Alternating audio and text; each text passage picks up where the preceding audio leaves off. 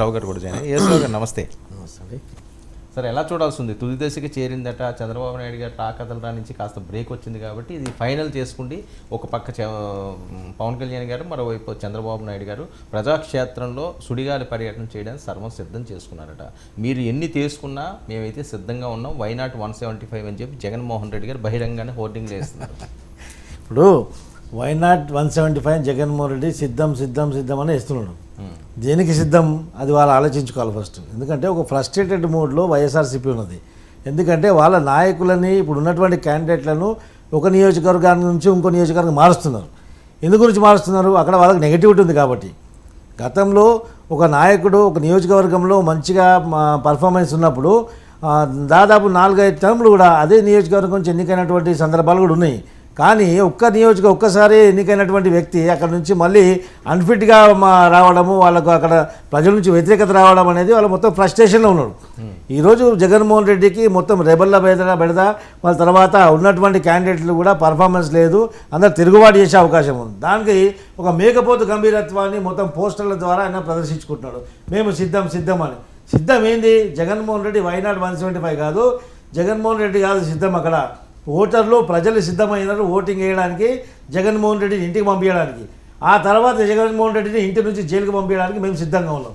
సిద్ధం అంటే దాని అర్థం అది. జైలుకి పంపించడం ఏంటి? ఖచ్చితంగా జగన్మోహన్ రెడ్డి ఉన్నటువంటి అక్రమ కేసులలో ఖచ్చితంగా మొన్నటి వరకు ఆ యొక్క జేడీ లక్ష్మీనారాయణ మేనేజ్ చేసి అక్కడ మా కేసులలో ఉన్నటువంటి లూప్ హోల్స్ అన్నీ కూడా తీసుకొని దానివల్ల ఈ యొక్క వ్యవస్థలు మేనేజ్ చేసి సుదీర్ఘంగా ఈ యొక్క బెయిల్ పైన వచ్చి ఒక ముఖ్యమంత్రిగా కొనసాగిస్తున్నటువంటి నాయకుడు జగన్మోహన్ రెడ్డి. జేడీ లక్ష్మీనారాయణ ఎందుకులేండి మధ్యలోకి లాగడం? ఆయన పని ఆయన చూసుకుంటున్నారు, ఆయన వదిలేశారు ఆ ఫీల్డ్. ఎవరు వదిలేశారు? ఆయన మేనేజ్ చేయడం ఇవన్నీ ఎందుకులేండి. జగన్ ఇప్పుడు జేడీ లక్ష్మీనారాయణ గారు మొన్నటి వరకు జగన్మోహన్ రెడ్డి పాలన ఓహో ఆహాన్ అన్న వ్యక్తి ఈరోజు జగన్మోహన్ రెడ్డికి వ్యతిరేకంగా ఏ విధంగా పార్టీ పెడతాడండి? ఓహో అన్న కాదండి. ఇప్పుడు ఎవరైనా మంచి చేస్తే రైతులకు ఏమైనా చేశారనుకుంటే మంచి అని చెప్తారు, చెడ్డ అంటే చెడ్డ. ఇప్పుడు చెప్పమని చెప్పండి. ఇప్పుడు పార్టీ పెట్టండి కదా, ఇప్పుడు జగన్మోహన్ రెడ్డి చేసిన మంచి పనులు 2 చెప్పమని చెప్పండి. కాదండి, ప్రధాన ప్రత్యర్థి మీకు జగన్మోహన్ రెడ్డి గారు కదా. జగన్మోహన్ రెడ్డి గారికి మీరిద్దరు మళ్ళీ మధ్యలో వాళ్ళు చేసి టైం వేస్ట్ చేసుకోండి. మధ్యలో వాళ్ళు వీళ్ళంతా ఏం చేస్తున్నారంటే ప్రభుత్వ గతంలో రాజశేఖర రెడ్డి చేసినటువంటి పని వీళ్ళు చేస్తున్నాడు. ఎందుకంటే జగన్మోహన్ రెడ్డి చేస్తుంది ఏంది? చిన్న చితక పార్టీలను పుట్టించి ప్రభుత్వ వ్యతిరేక ఓట్లు ఏవైతున్నాయో దాన్ని డైవర్ట్ చేయాలని చెప్పేసి ప్రభుత్వ జగన్మోహన్ రెడ్డికి వ్యతిరేకించే ఓట్లు ఎక్కడ పడతాయి? జనసేన తెలుగుదేశం కూటమికి పడతాయి. ఆ యొక్క కూటమిని ఇరగొట్టాలని చెప్పేసి తీసుకొచ్చారా ఆయన. మరి ఇంకెవరు? జగన్మోహన్ రెడ్డి గారు షర్మిల ఎవరు తీసుకొచ్చారు? షర్మిల అంత డైరెక్ట్ గా జగన్మోహన్ రెడ్డి గారిని అటాక్ చేస్తుంటే ఇప్పుడు ప్రభుత్వ వ్యతిరేకత ఓట్లు చీల్చాలంటే జగన్మోహన్ రెడ్డిని పొగుడుతూ పడతాయా? జగన్మోహన్ చంద్రబాబు నాయుడు గారు కదా అంతా బ్యాక్ అండ్. చంద్రబాబు నాయుడు గారికి అలాంటి విషయాలు చేసే అవసరం లేదు. షర్మిల లాంటి వాళ్ళు తీసుకొచ్చే అవసరం తెలుగుదేశం పార్టీకి ఎప్పటికీ లేదు. షర్మిల స్థాయి ఎక్కడ? చంద్రబాబు నాయుడు గారి స్థాయి ఎక్కడ? షర్మిలను ప్రోత్సహించడానికి ఏముంది? షర్మిల కూడా పేడ్ ఆర్టిస్ట్గా ఉంది ఈరోజు, పేడ్ పొలిటీషియన్ ఆమె.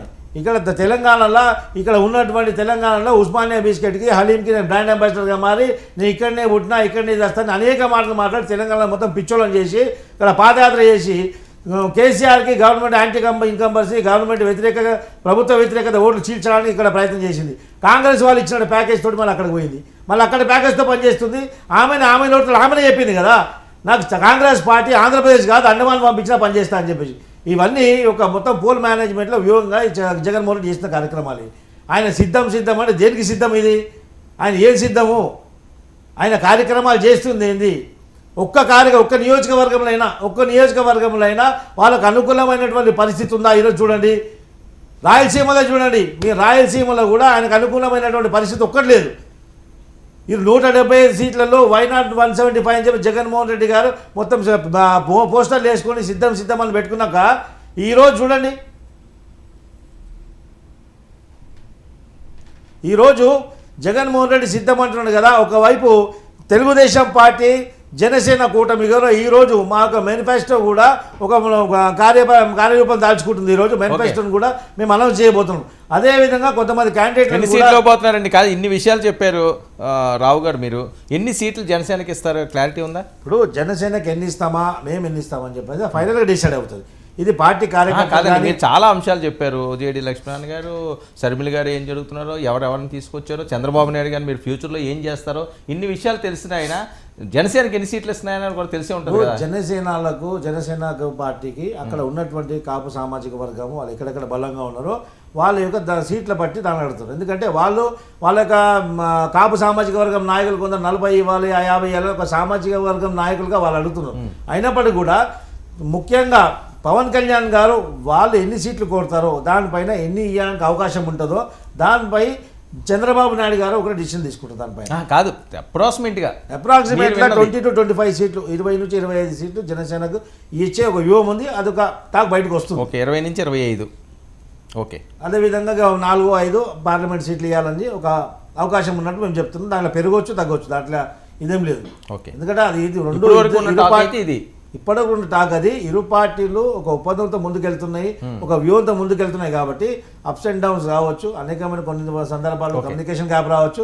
దానికి ఏదో అయిపోయిందని చెప్పేసి ఈ యొక్క అధికార పార్టీ వైసీపీ పార్టీ వాళ్ళు దానికి భూతద్దంలో చూపించి ప్రజలని సోషల్ మీడియాలో స్క్రోల్ చేయడం అవన్నీ వాళ్ళకి అలవాటుగా మారింది. అది ఎందుకు అంత చూపించే బదులు మీరే లిస్ట్ ఇచ్చేస్తే అయిపోయింది కదా. చేస్తాం, తొందర ఎందుకు చేస్తాం కదా.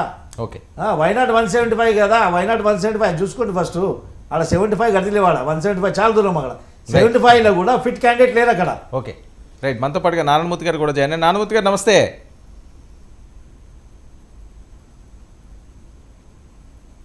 నమస్కారం. ఏం నారాయణమూర్తి గారు చాలా ఆనందంగా ఉన్నారు, కంటిన్యూగా నవ్వుతానే ఉన్నారు, ఏమైంది? కాదు, కామెడీ చేస్తుంటే చూస్తున్నా. ఏమైంది కామెడీ ఏంటి? కాదు, ఎన్ని పోటీ చేస్తారో తెలియదు, ఎక్కడ పోటీ చేస్తారో తెలియదు, ఎవరు పోటీ చేస్తారో తెలియదు.